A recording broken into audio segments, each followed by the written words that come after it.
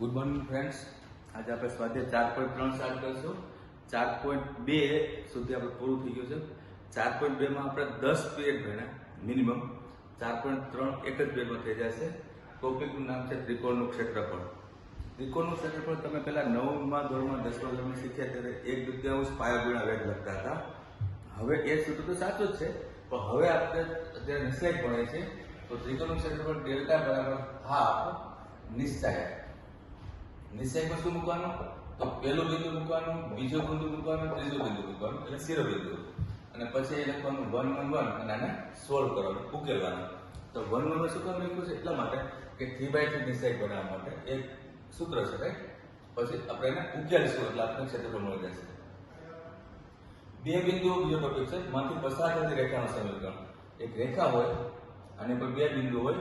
બિંદુઓ તમને ખબર છે આ આટલું જ્યોમેટ્રી છે, એટલે આ રીતના બિંદુ હોય. ઈ રેખાનું સમીકરણ શોધવા માટે સૂત્ર છે તમારે નિશ્ચય ઇક્વલ ટુ 0 લખવાનું, પહેલા xy લખવાનું, એટલે સમીકરણ જોતું હોય આપણે. પછી પહેલું બિંદુ અને પછી બીજું બિંદુ અને 1 1 1 લખીને આપણે ઉકેલવાના, એટલે આપણને રેખાનું સમીકરણ મળે. આનો આપણે ઓલરેડી યુઝ કરેલા હોય. હવે સ્વાધ્યાય સ્ટાર્ટ કરીએ. 4.3 પહેલો પ્રશ્ન, આપણે શિરોબિંદુના ત્રિકોણનું ક્ષેત્રફળ શોધો. 3 પ્રશ્ન છે, હું આમાંથી 2 ગણીશ. જેમ કે પહેલો પ્રશ્ન, તો પહેલો પ્રશ્ન, ત્રિકોણનું ક્ષેત્રફળ સંજ્ઞા છે ડેલ્ટા બરાબર હાફ નિશ્ચય. નિશ્ચય તો બિંદુ મૂકવાનું. પહેલું બિંદુ છે 1 0, બીજો બિંદુ છે 6 0 અને ત્રીજો બિંદુ છે 4 3. 1 1 લખીને આપણે આને ઉકેલીએ. તો હાફ એમ આપણે આગળ મોડ્યુલસ લખશું. કેમ? બ્રેકેટ રાખો તો વાંધો નથી, તો ઉકેલી ત્યારે મોડ્યુલસ લખવાનું એટલા માટે કે ક્ષેત્રફળ ક્યાંય નેગેટિવ ન હોય. ધારો કે આપણો નિશ્ચયનો આન્સર નેગેટિવ આવી ગયો તો છેલ્લે માનાંક લેવાનો, એટલે હું મોડ્યુલસ લખું છું. 1 નો બ્રેકેટ 0 - 3. તો આ હું અત્યારે નિશ્ચયને ઉકેલું છું. તો ફ્રેન્ડ્સ, હવે આપણે નિશ્ચયને ઉકેલીને બધા દાખલા ગણી શકીએ છીએ, કારણ કે આમાં એવું કંઈ હોય નહીં કે તમે પ્રોપર્ટીઝનો ઉપયોગ કરો. તો 1 નો બ્રેકેટ 0 - 3. પછી બીજો છે 0 લખવાની જરૂર નથી. ત્રીજો નંબર છે 1, તો 1 નો બ્રેકેટ છે 18 - 0. 1/2 માનાંકમાં 1 નો બ્રેકેટ -3 અને 1 નો બ્રેકેટ 18.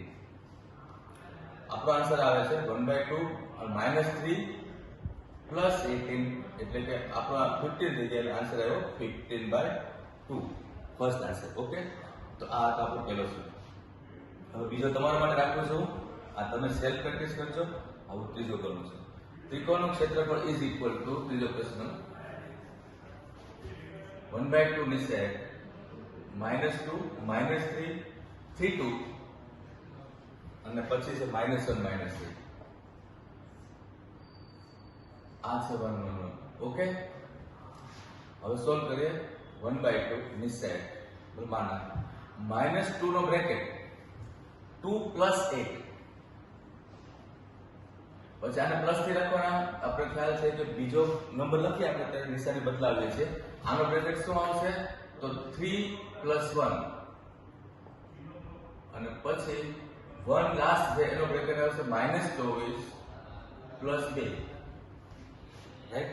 આ બેનો ગુણાકાર માઇનસ આ બેનો ગુણાકાર. તમે આ નિશ્ચયને ઉકેલની પ્રેક્ટિસ કરજો. તો આમાં જો નિશાનીમાં ગડબડ થશે તો તમારો આન્સર રોંગ રહેશે અને 2 માર્કનો પ્રશ્ન હોય છે. આ -2 નો બ્રેકેટ 10 + 3 નો બ્રેકેટ 4 અને 1 નો બ્રેકેટ -22. Final answer -20 + 12 -22. ફ્રેન્ડ્સ, આપણે જોયા -20 છે અને આ બંને મળીને કેટલા થાય? -10. તો આ થઈ ગયું -30. પણ ક્ષેત્રફળ ઋણ ના હોય એટલે -30/હાફ બ્રેકેટ 30 કરી દેવાનું, માનાંક કાઢીને પ્લસ કરી નાખ્યા અને આપણો આન્સર આવ્યો 15. આ છે ત્રિકોણનું ક્ષેત્રફળ. બહુ સિમ્પલ. હવે ક્વેશ્ચન નંબર 2 જોવો આપણે. સાબિત કરો કે આ 3 શિરોબિંદુઓ છે, 3 બિંદુઓ છે સમરેખ બિંદુઓ છે. તો ફ્રેન્ડ્સ, સમરેખ બિંદુઓ માટે અલગ અલગ ચેપ્ટરમાં અલગ અલગ રીત હોય છે. દરેક ચેપ્ટરમાં સમરેખ બિંદુ આવે અને રીત અલગ અલગ હોય. પણ અત્યારે ચેપ્ટર ચાલે છે નિશ્ચય. તો સમરેખ બિંદુઓ સાબિત કરવા માટે આપણે બિંદુઓને નિશ્ચયમાં મૂકવાના. જો આન્સર 0 આવે તો સમરેખ, જો આન્સર 0 ન આવે તો અસમરેખ. Simple method. બિંદુઓ કેમ મૂકવાના? તો a b + c. બીજું છે બી સી પ્લસ એ, ત્રીજું છે સી એ પ્લસ બી, અને 1 1 1 તો હોય જ. હવે આ નિષેધને આપણે વિસ્તરણ કરવાનું છે. હવે આપણને ગુણધર્મો કે પ્રોપર્ટીઝ કે પ્રમેય લગાવવા ફરજિયાત નથી. હા, તમને ઈચ્છા હોય તો લગાવી શકો છો. તો અહીંયા હું આનો ઉકેલું એના કરતા પ્રોપર્ટીઝ લગાવું. કેમ કે તમે જુઓ, આ બેને પ્લસ કરો, મતલબ બીજી કોલમને પહેલી કોલમમાં પ્લસ કરો તો a plus b plus c આવે. અહીંયા પણ a plus b plus c આવે. અહીંયા પણ a plus b plus c આવે. જે ફાયદાકારક થાય b plus c c plus a plus b. તો ફ્રેન્ડ્સ, અહીંયા મેં શું કર્યું? પહેલી કોલમમાં બીજી કોલમ ઉમેરી. શું કામે? તો a plus b plus c common નીકળે છે. નિષેધમાં શું બચે? તો ફર્સ્ટ કોલમમાં 1 1 1, લાસ્ટ કોલમમાં 1 1 1, અને આ છે c plus a b plus a plus b.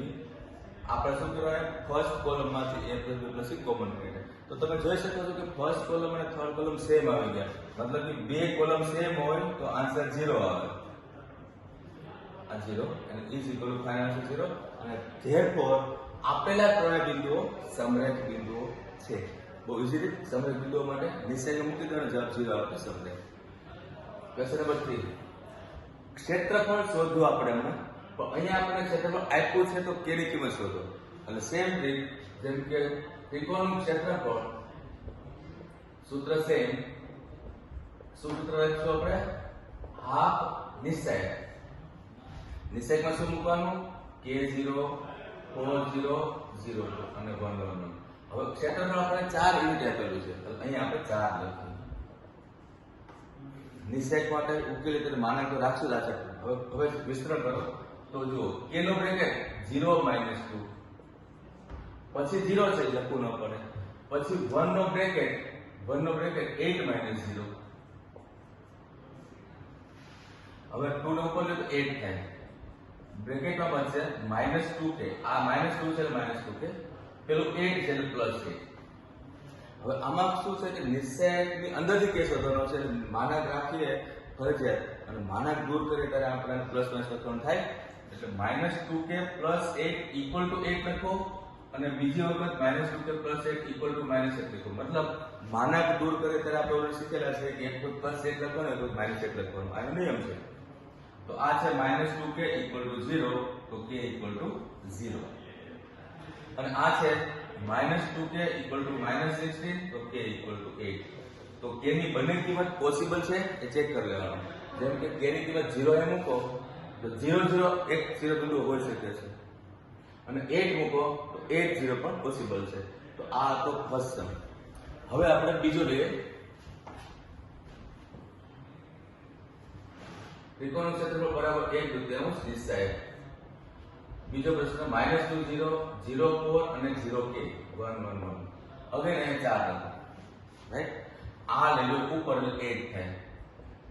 નિષેધમાં -2 no bracket 4 - k, પછી -0 છોડી દો, પછી 1 નો બ્રેકેટ 0 - 0.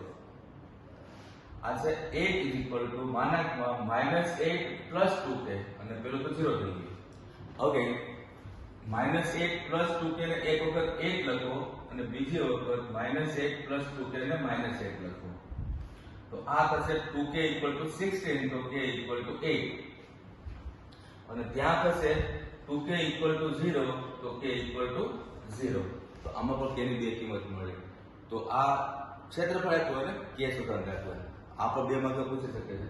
હવે ત્રીજો પ્રશ્ન, આપેલા બે બિંદુમાંથી પસાર થતી રેખાનું સમીકરણ શોધો. એટલે આપણે રેખાનું સમીકરણ શોધવા માટે સૂત્ર શીખ્યા કે નિષેધ બરાબર 0 લખવાનું. એમાં પહેલા સમીકરણ માટે x અને y લખવાનું, અને પછી શિરોબિંદુ મૂકવાનું. તો શિરોબિંદુ છે 1 2 3 6 1 1. આ પહેલો પ્રશ્ન આપણે સોલ્વ કરીએ.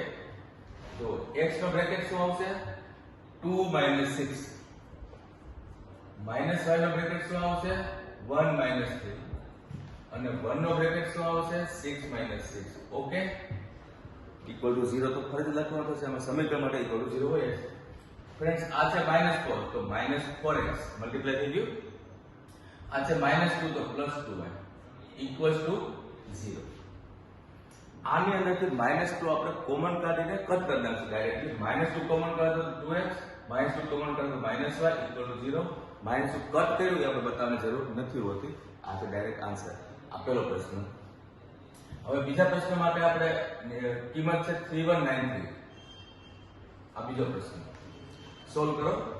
તો x bracket 1 - 3 minus y bracket 3 - 9 અને 1 બ્રેકેટ 9 - 9.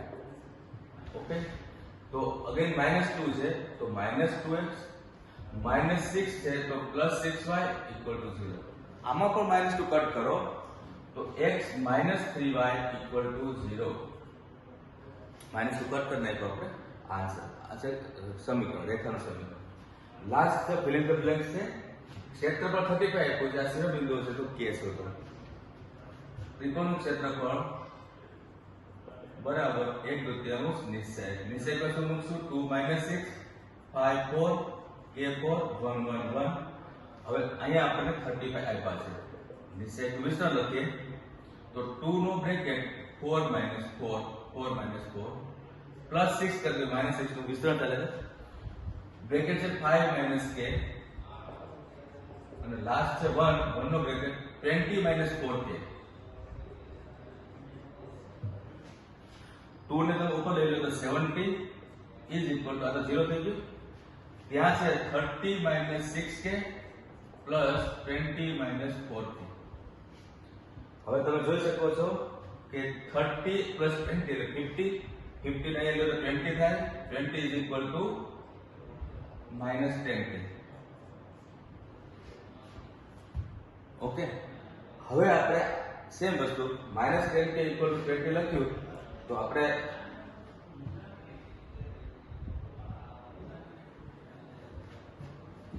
(10k = 20 લખીએ અને 10k = -20 લખીએ. જે માનક પાછળ દૂર કરીએ છીએ એટલે તો k = 2 અને k = -2. ઓકે, k ની કિંમત બેમાંથી એક હોય છે. ઓપ્શનમાં કઈ સિસ્ટમ લખવાની? બંને પણ હોઈ શકે છે, ઓપ્શનમાં એક પણ હોઈ શકે છે. રાઈટ? તો આ છે આપણો 4.3 કમ્પ્લીટ અને સારી રીતે પ્રેક્ટિસ કરી લેજો. હવે આપણે 4.4 સ્ટાર્ટ કરશું કાલે, એ પણ આપણું ઇઝીલી થઈ જશે. Thank you.